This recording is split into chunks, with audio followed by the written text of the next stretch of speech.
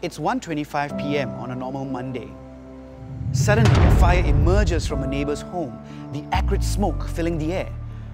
For residents of Block 688F, Woodlands Drive 75, this unexpected nightmare became reality on February 7th, 2022. Fortunately, I've never faced this kind of situation, but it could happen to anyone at any time. And if it did happen to me, I'm not entirely sure how I might respond. To understand what it's like to experience such an emergency, I'm meeting with Mr. Divek Premdas, who stays at Block 688F. He was not at home when the fire broke out, but when he heard of the fire, he immediately rushed back to ensure that his loved ones were not in danger. Where were you at the time of the fire? So I was actually at the condo over there. I was chatting with a friend, having a drink. My mom called. What she said was there was smoke coming into the house. It wasn't very descriptive in terms of what kind of smoke, how bad was the smoke. So you actually didn't think that it was an emergency situation? No, I just thought maybe she wanted me to go down and talk to the neighbour. When she called me and she said, you don't know how to pick up your phone after I called you so many times. So normally she doesn't talk to me like that. That means she's probably quite worried about something. I told this one my friend had to go. On the 13th floor, Mr. Marcus Lim was resting at home after a night shift when the peace was unexpectedly disrupted. Marcus, you work as an auxiliary police officer and you were at your workplace the night before. So what time did you finish work that day? I finished work about 8 AM, 9-ish. Then I came back home about 11 in the morning. How did you first find out about the fire? I was sleeping because I was very tired after work. So my mom knocked on my door telling me that my neighbour alerted my mom that there's a fire above their unit. That was where I woke up and I told my mom, say, don't rush, don't panic, go out of the house. And I told my neighbour that, okay, you bring everyone on our floor down to the ground first. Then after that, I went up to 14, 15, 16th floor and started evacuating out. 2 floors above, Divek had just reached home after rushing back. So how did it look at this point, like when you entered here? So the smoke was mainly from the room over there. So it was coming out through there, the top of here, and then it went out that way. It was not blinding smoke, but at the same time, it was the smell was pretty bad. It was quite intolerable, especially because my grandma has asthma, right? So I can tell that she can't be here for very long, and the most important thing was to get her out of the house. So what did you do next?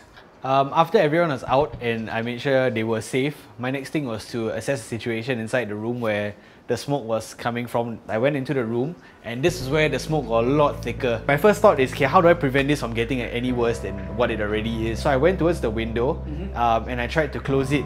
Little did I know that how hot fire could be, because it was scorching, the smell of the smoke. Like, I knew I couldn't inhale it for too long. So what I did was I just held my breath trying to close the window and getting out of the house. So what did you decide to do after you had left the house? After leaving the house, the next step was actually to go and just spread the word that there was a fire and make sure everyone was safe. By that time, Marcus was also evacuating the neighbours and had already covered several floors.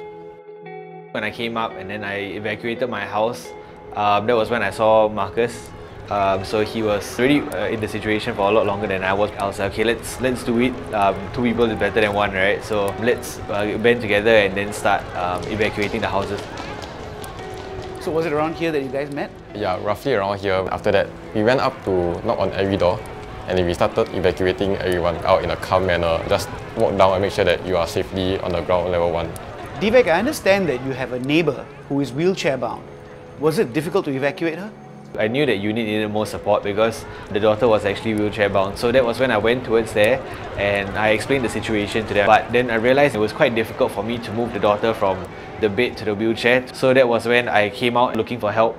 And Marcus, you came in from there? Yeah, I came in from there. Then we set up the wheelchair, then we carry the daughter and place her on the wheelchair. Then we bring the daughter out first. So once we were out, that's where SCDF come up and we got instruction from the SCDF to carry her down so that the SCDF can focus on fighting the fire.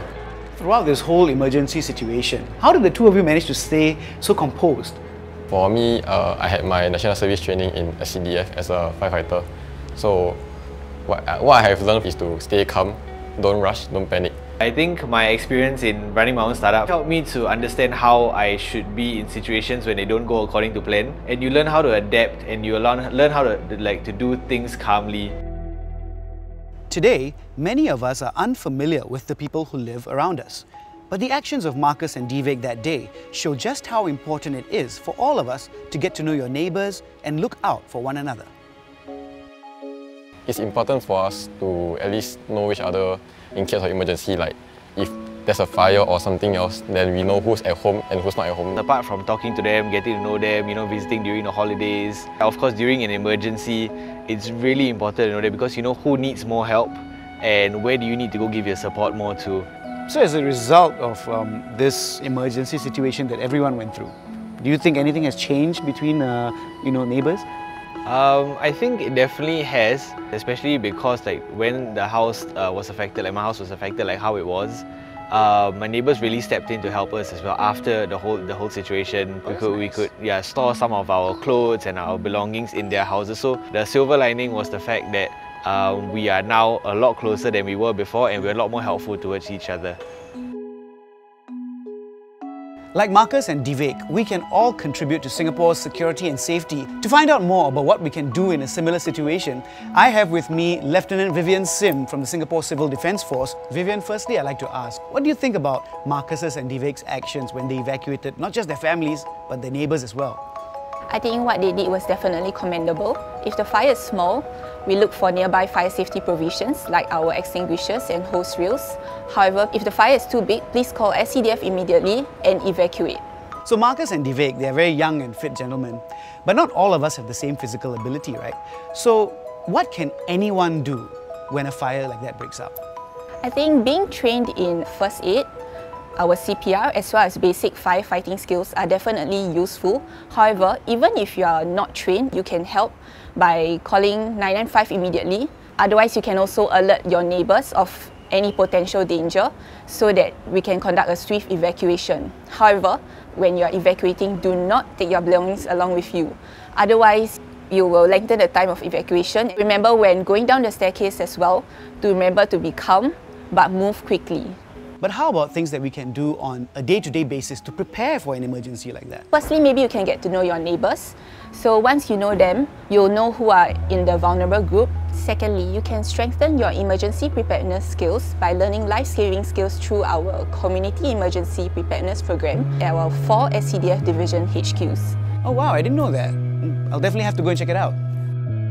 It's great to know that there are courses available in life-saving skills as well as apps available to respond immediately to any crisis that's near me. I think it all boils down to the fact that anyone can step up and do just a small act to contribute, and I think the onus is on all of us to follow up on that. A big thanks to Lieutenant Sim for the tips and to Marcus and Divek for sharing their experiences of the fire. I'm sure you've learned something from this video. Well, at the very least, I'd like to think I'm more prepared to face an emergency. But let's hope we don't have to put that to a test. Stay safe, everyone.